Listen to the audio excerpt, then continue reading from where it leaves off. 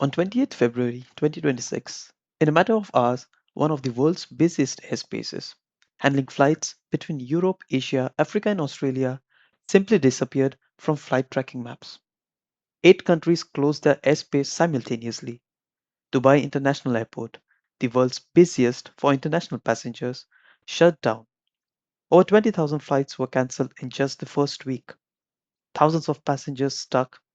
The US and Israel strikes on Iran and Iran's retaliatory attacks across the Gulf didn't just start a war, they exposed just how fragile the global aviation network really is and how a conflict 6,000 miles away can affect your next flight no matter where you live. Welcome back to Coop Aviation. If you are new here, don't forget to subscribe and turn on the notification bell so you don't miss any of my future videos. Today, I'm breaking down how the Iran war brought international aviation to its knees, what it revealed about the industry's vulnerabilities, and why this crisis might change the aviation forever. This is the story of how one region's conflict became every airline's nightmare. Here's the scene. February 28th, the US and Israel launched coordinated strikes on multiple sites across Iran, killing the supreme leader Al Khamenei and numerous Iranian officials. Iran's response was immediate and massive. According to Al Jazeera's reporting, within hours, at least eight countries declared their airspace closed, including Iran, Israel, Iraq, Jordan, Qatar, Bahrain, Kuwait, and the United Arab Emirates. Think about the geography for a minute. This wasn't just Iran and Israel closing airspace, this was the entire Persian Gulf corridor, the critical air highway connecting three continents, shutting down instantly.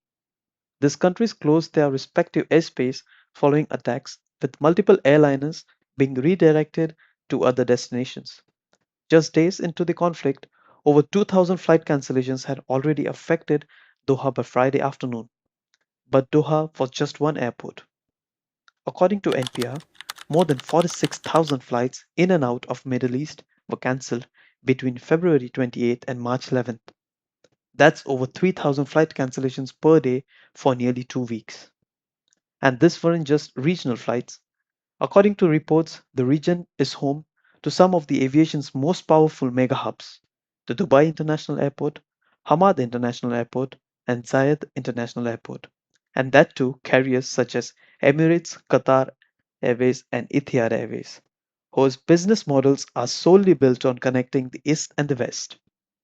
The attacks weren't just in the air, they hit airports directly. This wasn't a theoretical risk, these were active combat zones with civilian infrastructure being hit in real time. Now, here's where it gets really interesting and really expensive. When the Middle East airspace closed, it didn't just affect the Middle Eastern airlines, it disrupted the entire global network. According to CNN, for decades, Europe to Asia traffic has flowed straight through the Middle East. Look at a globe. The shortest route from London to Singapore goes through the Persian Gulf, from Paris to Bangkok, through Dubai, from Frankfurt to Delhi, over Iran. When that corridor closes, airlines have exactly two options: go north through the Caucasus and Central Asia, or go south flying over Egypt, Saudi Arabia, and Oman.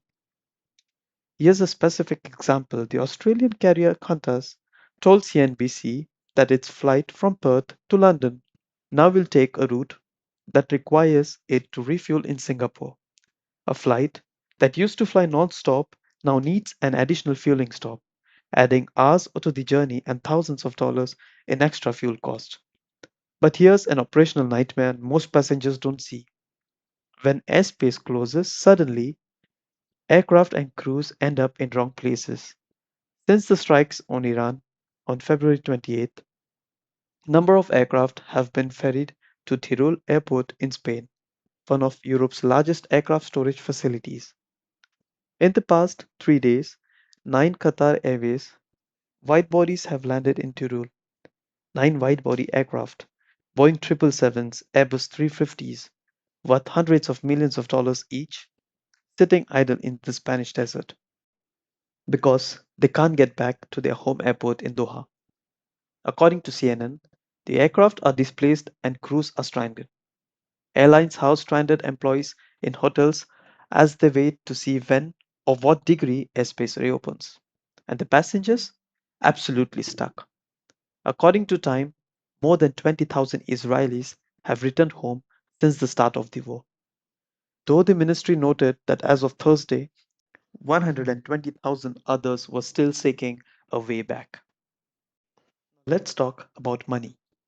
Because this war hit airlines in multiple ways simultaneously, the financial damage is staggering. At the beginning of the year, a gallon of jet fuel cost $2.11, but by March 10th, the price rose to $3.40, a gain of more than 60%. Let me put that in perspective. According to Al Jazeera, Delta Air said every 1 cent increase in the price of jet fuel per gallon added around $40 million to its yearly fuel bill. 10% increase would add $1 billion to Delta's 2026 fuel bill. We are not talking about 1 cent increase. We are talking about 60% spike. Jet fuel prices, which were around $85 to $90 per barrel before the attack on Iran, soared to a range between $150 to $200. And here's the kicker: most airlines stopped hedging fuel prices years ago. According to CNN, carriers in the United States largely have stopped hedging fuel. Southwest Airlines dropped the practice last year after using it for half century. That means they're completely exposed to these price swings. No insurance, no protection, just absorbing the fuel impact. But fuel is only part of the story. According to Skift, the Iran war is causing estimated daily losses of $100,000 to $200,000 per aircraft for small airlines, mainly due to uninsurable operation disruptions. This, think about 200,000 per aircraft per day, and insurance doesn't cover it. Why? Because most aviation insurance don't cover operational disruptions from conflict. It covers physical damage, but not the cost of cancelled flights, stranded passengers, or aircraft sitting idle. For big Gulf airlines such as Emirates, Qatarairways, Etihad, this has been critical. These major airlines of the Middle East suspended all operations, leading to major disruptions and estimated losses in the billions. Emirates has for past 3 days hovered at around 60% of its pre-war flight activity levels, with Etihad taking more cautious approach with roughly 15% of the normal capacity out of Abu Dhabi. These are airlines that were supposed to profit billions in 2026. So what are the airlines doing? Correct, raising prices.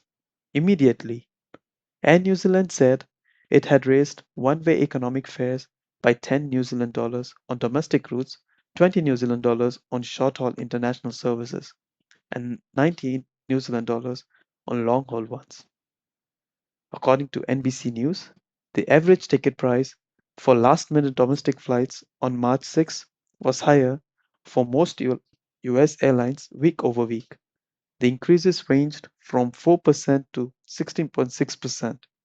For tickets purchased in advance, the price to fly on March 27 increased week over week. Spirit's fare spiked the most, at 124% in a single week. So how is aviation industry responding to this crisis? For most of the part, the Iran war is demonstrating that airlines and airports everywhere did have plans. That is a small but important silver lining and cause of optimism. Airlines activated emergency response protocols. They rerouted aircraft. They coordinated with governments. They moved crews to safe locations. Agility and the need for crisis plans were hard-won lessons of COVID pandemic and have been learned very well. As of mid-March, the situation remains fluid. Large parts of Middle East airspace remain closed, including Iran, Iraq, Kuwait, and Syria. Israel, Bahrain, UAE, and Qatar airspace remain heavily restricted, with short notice full closure possible. Missile and drone strikes are continuing across the region, creating a high risk environment for aviation. Prior permission is required for arrivals and departures. The ESA issued an unprecedented warning. ESA updated its CZIP on Middle East airspace, valid until March 27. Operators should avoid the airspace of basically the entire Middle East. The Iran war exposed that the modern aviation is incredibly interconnected and therefore incredibly vulnerable. The aviation industry spent decades perfecting the hub and spoke model, concentrating traffic through a few massive airports for maximum efficiency. Dubai, Doha, and Abu Dhabi became those hubs.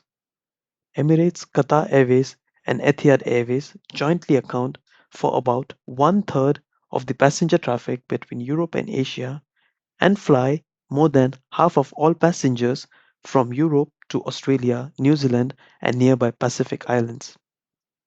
One third of Europe Asia traffic, half of Europe Australia traffic, all concentrated through these three cities. When those hubs close, there's no backup. The alternative routes through the Central Asia or around Africa increase flight hours and massive fuel costs. Look at the map. There are only so many ways to fly between major population centers. The Middle East sits at the intersection of Europe, Asia, and Africa. It's not optional, it's geography. When the region becomes a war zone, the entire global network has to reconfigure. And as we have seen, that reconfiguration is expensive, slow, and imperfect. The war also exposed aviation's complete dependency on stable oil markets. A 60% fuel spike in 2 weeks. Most airlines have zero protection against that. So consumers will feel the Iran war's oil price hike not only at the gas pump, but also in the airfares they pay. And perhaps another shocking update, that is, insurance doesn't cover operational disruptions from conflict. Airlines are losing $100,000 to $200,000 per aircraft per day. This might prompt airlines and insurers to reassess risk exposures, policy wordings, and operational resilience. Where does this leave aviation? Looking at the multiple crises that the air transport industry has endured, the one common factor is that it has survived. That 2026 to $41 billion profit forecast mentioned in my previous video may look less certain, but airlines can take some comfort in one historical constant. Demand for air travel has always returned, but at what cost? According to CNBC, the Iran war threatens $11.7 trillion global travel industry. The Iran war didn't completely break aviation, but it revealed just how fragile the system really is. It showed us that global connectivity depends on regional stability, that hub efficiency creates concentration risk, that fuel price stability is an assumption and not a guarantee. The question now is whether the industry learns from this. Do airlines diversify routes to avoid geographic choke points? Do they restart fuel hedging programs? Do insurers create new products for operational disruption? Or do we wait for the next crisis to expose the same vulnerabilities all over again? What do you think? Should airlines have seen this coming? Should we redesign the global aviation network to be more resilient? Let me know in the comments.